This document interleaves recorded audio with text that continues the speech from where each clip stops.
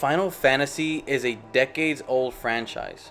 It originally began on the Famicom and is largely credited with pioneering and globalizing RPGs. Final Fantasy XVI being the newest entry into a storied franchise, it has huge shoes to fill. After completing the game, I want to share my review of Final Fantasy XVI. My name is Christian, and as a longtime Final Fantasy fan, I was consumed with hype leading up to this game. Now let's see if it reaches the heights of some of its predecessors, or if it misses the mark. Final Fantasy is an interesting franchise, as with every new entry comes a new world, new cast of characters, a new set of gameplay mechanics, and altogether, just a whole new experience. For the sake of this review, I'll be breaking up my review into two segments. First, how Final Fantasy XVI holds up as a standalone game, separate from Final Fantasy as a franchise. And in the end, I want to touch on how this game stacks up against other Final Fantasy games and just overall its place in the Final Fantasy mainline group of games. Final Fantasy XVI, for whatever it's worth, is an action RPG with heavy emphasis on the action. The combat starts off simple enough, where square X is your base attack, essentially your sword slashes, and just where all your combos are going to start off. Triangle is going to act as your magic button, and in this game magic is used as either a combo extender, so you can do square square triangle and that'll be your most basic combo. You can use magic as a way to do distance damage from far away, or you can use it to deal damage as you close in the gap. But overall, magic in this game is more additive than it is really a necessity. Circle is going to be your icon ability, and this will change what it does based off whichever icon you have equipped. So for example, if at the moment you're equipped with the Phoenix icon, then Circle will act as a dash that'll help you get really close to enemies from a distance. If you have the Garuda icon attached, then the Circle is going to help you pull in smaller enemies, and then for bigger enemies it'll launch you in the air so you can help avoid them or just add on to your combos. Holding down on the R2 button opens up a separate icon menu, which will change what triangle and square do. So this is where the kind of fun happens, when you kind of just start experimenting and swapping out different abilities for different icons that you have.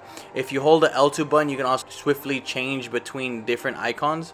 You can have a total of 3 icons equipped at any moment, and each icon comes with their own set of different skills and abilities in the skill tree. This is where the most RPG moments happen, and this is where the fun of the combat is experimenting and playing around with which abilities work best with other abilities, which ones are going to help add on to your combos, and overall how are you going to deal damage most efficiently and overall look like a total fucking badass. As you proceed through the story, you'll add more and more icons to your arsenal of weapons that you can choose from, and this is where the combat kind of gets varied up between how you want to choose to attack.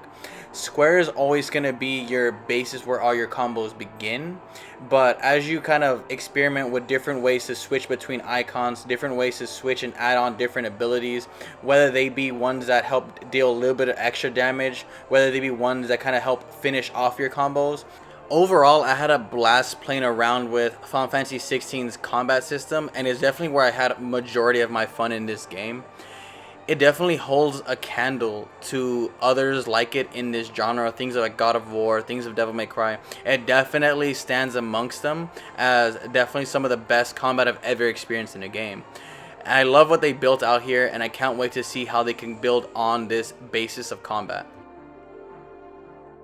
Aside from the awesome combat, this game sports one of the most in-depth narratives I've experienced in a long time. Final Fantasy is known for this. They have these crazy compelling stories with a colorful cast of characters that helps you get more engaged in the story and what's going on with this specific world. And Final Fantasy XVI definitely lives up to that legacy. The game of Final Fantasy XVI takes place in the world of Valisthea. In Valisthea, you have people specifically blessed by the Mother Crystal known as Dominants. The Dominants are gifted with the abilities to call upon their icons. Icons in this game are equivalent to summons in most Final Fantasy games. In most Final Fantasy games, summons are usually a pivotal part in the story, And this game, it is this story essentially. Our story takes place with the main protagonist, Clive. Clive is born into the royal family of the Rosarian Empire, and he is the firstborn son.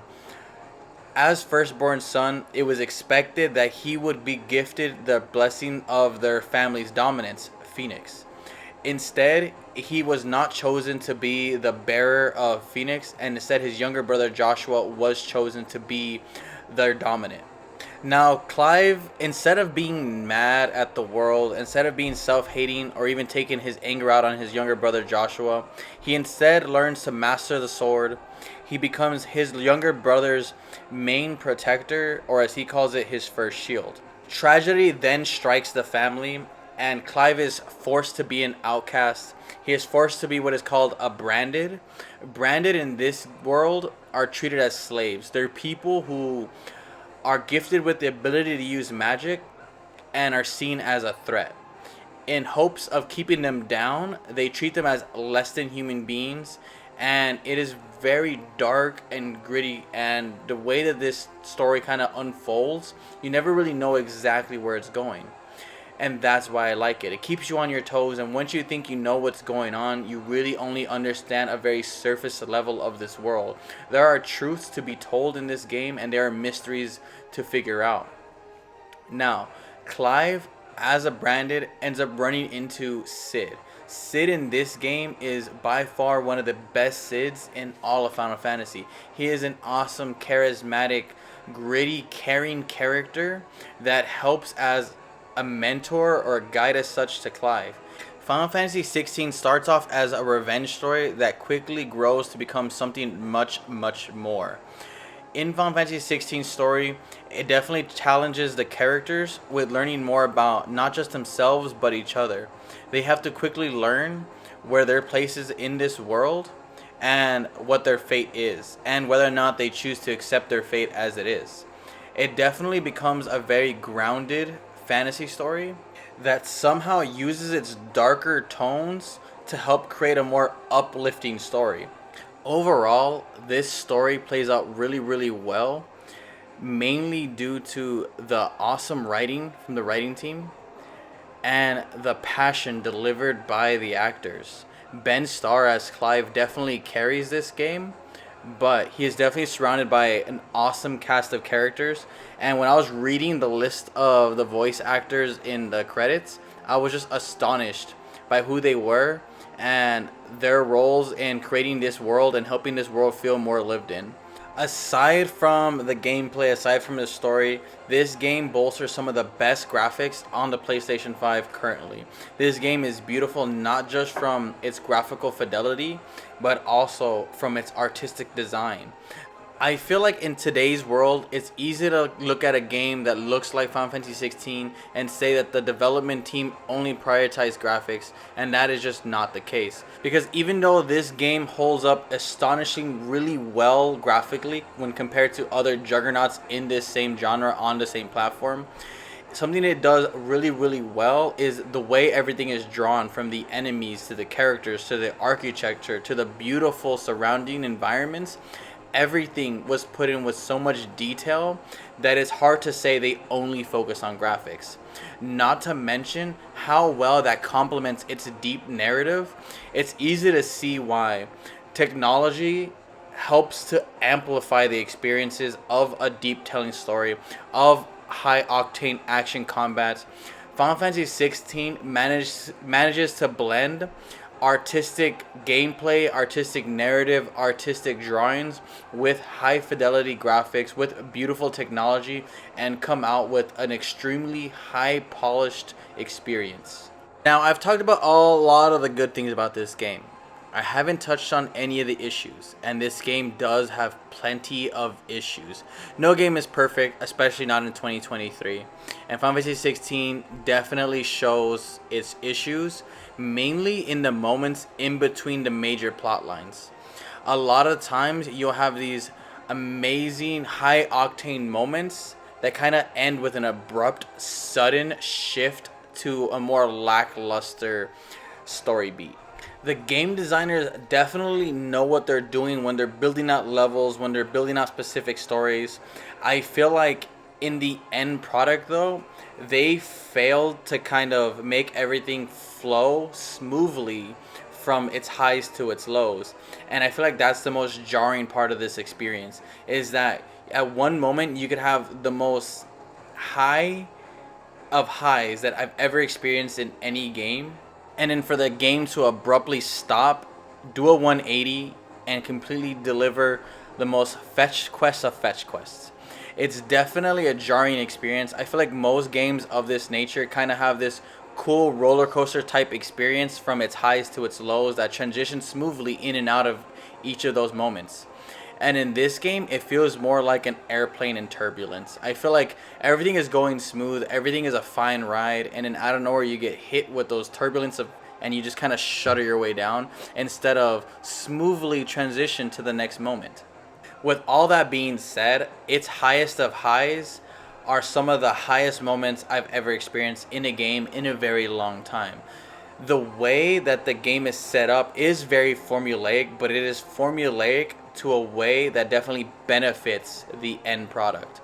I feel like once you get into a specific main story beat, you get met with your wave of enemies. You kind of crescendo your way up to the mini boss fight, which then ends with this huge climactic grand finale of a kaiju boss battles with Dragon Ball Z infused. It is just some of the most craziest things I've ever experienced, and it is in those moments where I truly look back at this game and say, this is a masterpiece, a marvel of technology blended with gameplay that only video games can do. You mix that in with amazing set pieces and the best soundtrack in 2023 by far, and you have yourself a boss fight to end all boss fights.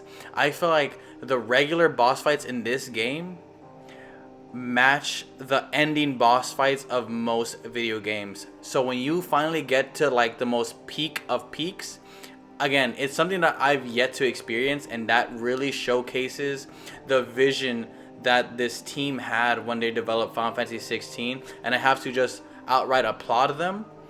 And if I have to take the lowest of lows to get these highest of highs, I will gladly accept it every single time, because again, these highest of highs definitely trump the low moments.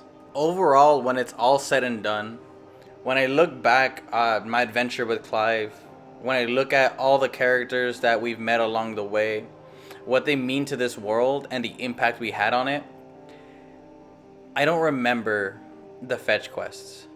I don't remember some of the weaker narrative points. I remember the fun that we had. I remember the amazing set pieces, the beautiful environments, the amazing music, the wonderful cast of characters, the deep, enriching storytelling. I remember all those high moments. And I think that's the purpose of Final Fantasy in the end of the day. Most Final Fantasy games, whenever I look back at them, I can always look back at the best moments while ignoring all the problems that we had on the way. Now, again, I know a lot of people can't. I know a lot of people can't just sit through some of the low moments to receive the big payoffs. And I get that, and I understand those critiques. I will say though, if you are someone who can endure some of the low moments that don't last that long, you'll be rewarded with some of the best experience gaming has to offer in 2023. Final Fantasy 16 is one of the easiest games I could ever recommend to anybody in a long time, and it's something that I've long waited for, and I am so glad that the wait for me was well worth it. Overall, Final Fantasy 16 is a phenomenal game, and I don't rate things on numbers, but if I was to rate this, it would be a 10 out of 10 for me, just because my experience, what I went through, was phenomenal. Nothing short of fantastic. Overall, you guys, this has been my review. I highly recommend Final Fantasy 16. Now, if you guys want to stick around a little bit longer, I do want to talk about how Final Fantasy 16 stacks up with the rest of Final Fantasy games in this long line of Final Fantasy games.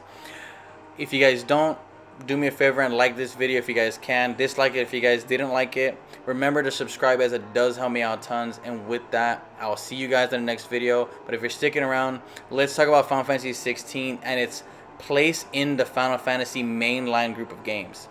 Overall, there's been a huge controversy as to whether or not Final Fantasy 16 is a good Final Fantasy game. The tagline that I hear a lot is, it's a good game, just not a good Final Fantasy game. And I feel like that's definitely subjective. Everyone has their own reasons why they play Final Fantasy, and it's kind of the problem with Final Fantasy always recreating itself, is that one person's Final Fantasy does not equate to another person's Final Fantasy. For me, in my opinion, Final Fantasy 16 is a great Final Fantasy game. It bears all the true lores, from crystals to summons to chocobos and moogles.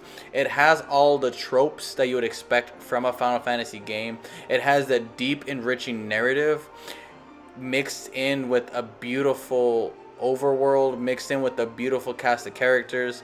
And overall, I'm very excited to say that Final Fantasy 16 is by far one of my favorite Final Fantasy games of all time.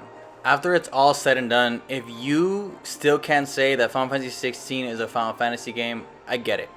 And that's your opinion, I gotta accept that. One thing I do want to say that is tradition with Final Fantasy games since pretty much Final Fantasy X is that with every new entry into the series, there's always the debate of whether or not this newest entry of Final Fantasy is a true Final Fantasy game. So I'm glad to say that Final Fantasy 16 does carry on the tradition of saying whether or not this is a Final Fantasy game, and I can't wait for Final Fantasy 17 to also do the same. Overall, you guys, this has been my final thoughts. I'll see you guys on the next video. Thank you for sticking around.